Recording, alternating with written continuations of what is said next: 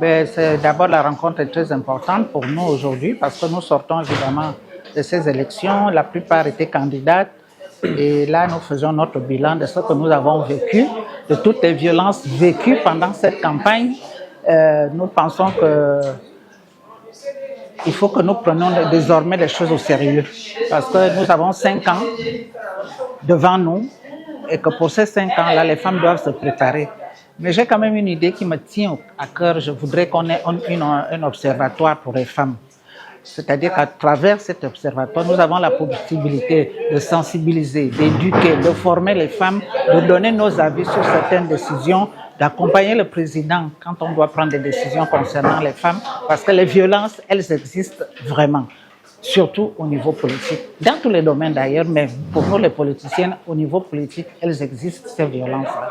L'Organisation internationale de la francophonie s'est montrée être un acteur engagé auprès de la société civile en menant en place toute une campagne qui s'est étendue à l'intérieur du pays, vraiment pour toucher toutes les couches de population, notamment l'inclusion des femmes et des jeunes, à travers justement des séminaires, des formations, des ateliers, pour vraiment les équiper dans ce challenge pour l'engagement en politique.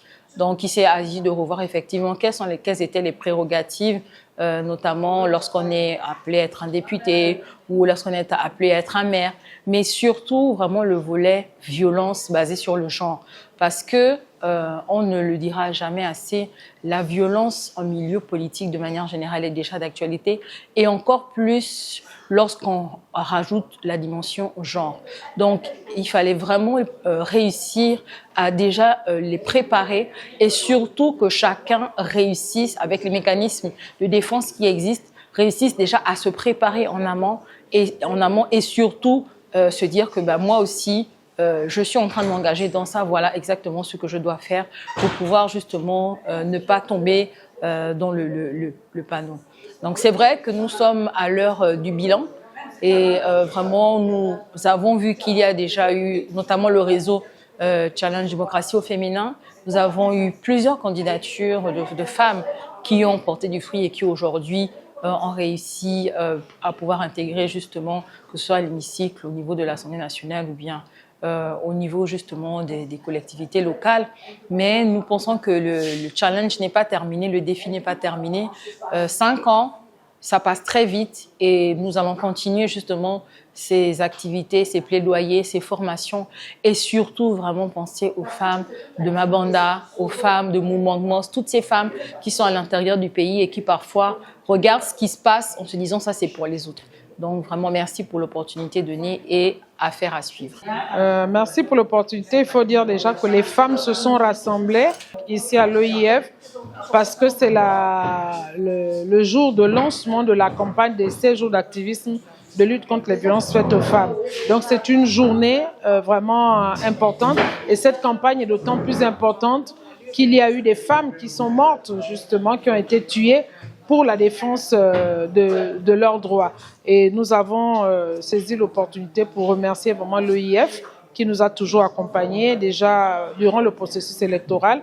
Et là, nous avons voulu mettre le focus sur les violences politiques. C'est malheureusement un tabou jusqu'à présent, alors que c'est documenté que la plupart des pays, donc dans la plupart des pays, les femmes connaissent des violences politiques. Nous sortons d'un processus électoral, nous avons fait le point de ce qui était positif et de ce qui a constitué des violences.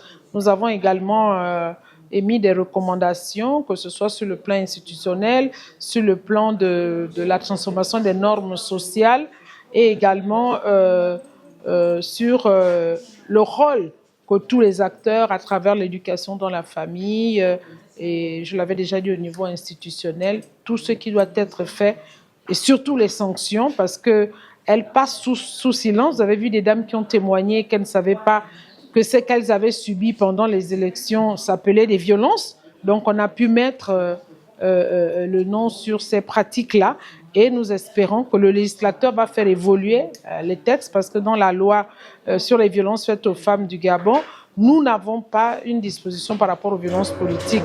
Et nous nous inscrivons dans l'inclusivité, ça veut dire que les femmes seront appelées de plus en plus à agir en politique et dans les sphères décisionnelles. Donc il faudrait qu'on prépare en amont tout l'écosystème pour que les femmes soient aux affaires sans avoir peur ou sans subir des violences qui pourraient freiner vraiment son ascension.